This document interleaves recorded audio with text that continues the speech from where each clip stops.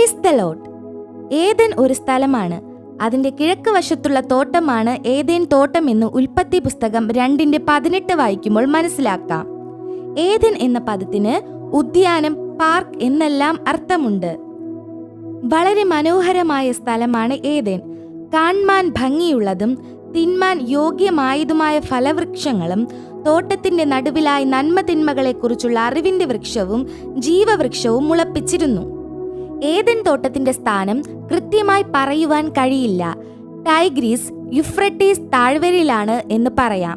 ചിലപ്പോൾ ആ താഴ്വര മുഴുവനുമാകാം.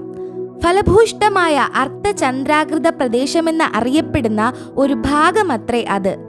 സൃഷ്ടിപ്പിന്റെ സമയത്ത് അവിടെ പാർത്തിരുന്ന മനുഷ്യർ ധാന്യങ്ങൾ കൃഷി ചെയ്തതുപോലുമില്ല. അവർ നേരെ കൊയ്ത്തു നടത്തുകയായിരുന്നു. കാരണം ധാന്യങ്ങൾ താനെ വളർന്നിരുന്നു എന്ന് ചരിത്രത്തിൽ കാണാം. ഭൂമിയുടെ മുഴുവൻ കേന്ദ്രസ്ഥാനമായി ഈ ഭാഗം വീണ്ടും ആയിത്തീർന്നേക്കാം. അതിനുള്ള സാധ്യത വളരെയാണ്. ഉൽപ്പത്തി പുസ്തകം 2:9 സൂചിപ്പിക്കുന്ന ജീവന്റെ വൃക്ഷവും നന്മ തിന്മകളെ കുറിച്ചുള്ള അറിവിന്റെ വൃക്ഷവും അസാധാരണങ്ങളായ വൃക്ഷങ്ങളാണ്. ഇന്ന് അവയില്ല. മറ്റു വൃക്ഷങ്ങളും കാണാൻ ഭംഗിയുള്ളതും തിന്മാൻ നല്ല ഫലമുള്ളവയുമായിരുന്നു.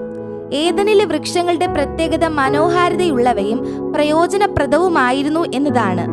മനുഷ്യന്റെ വീഴ്ചയ്ക്ക് ശേഷമുണ്ടായ ശാപത്തിന് ശേഷവും മുള്ളും പറക്കാരയും ഉണ്ടെങ്കിലും ഇത് എത്ര മനോഹരമായിരിക്കുന്നു. അങ്ങനെയെങ്കിൽ ഏദേൻ തോട്ടം എത്ര മനോഹരമായിരുന്നിരിക്കും. ദൈവത്തിന്റെ സൃഷ്ടി വൈശിഷ്ട്യത്തിനായി നമുക്ക് ദൈവത്തെ സ്തുതിക്കാം. തോട്ടം നനയ്ക്കുവാൻ ഏദേനിൽ നിന്നും ഒരു നദി പുറപ്പെട്ട് 4 ശാഖകളായി പിരിഞ്ഞ് ഭൂമി മുഴുവനും ചുറ്റിയൊഴുകുന്നു. ആ 4 നദികളുടെ പേര് നമുക്ക് നോക്കാം. ഒന്നാമത്തത് പീശോൻ നദി. ഇത് ഹവീല ദേശം ചുറ്റിയൊഴുകുന്നു. ഇവിടെ ഗുൽഗുലുവും ഗോമേതകവും പൊന്നും ധാരാളമുണ്ട്. രണ്ടാമത്തേത് ഗീഹോൻ നദി. ഇത് കൂഷ് ദേശം വഴി ചുറ്റി ഒഴുകുന്നു. ഇത് ഇന്നത്തെ എത്യോപ്യയാണ്. മൂന്നാമത്തേത് ഹിദ്ദേക്കൽ നദി.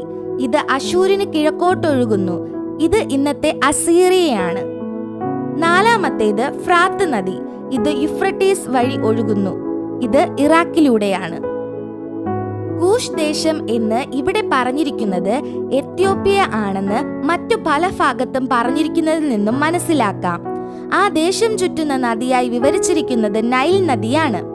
ഹിദ്ദേക്കൽ എന്നത് ഇന്നത്തെ ടൈഗ്രീസ് നദിയും ഫ്രാത്ത് യുഫ്രട്ടീസ് നദിയുമാണ്. ഏദൻ എന്നതിന് മൂലഭാഷയിൽ താഴ്വര എന്ന് അർത്ഥമാകുന്നു. അതിനാൽ ഈ തോട്ടം ഒരു താഴ്വരയിലാണെന്ന് ചിന്തിക്കാം.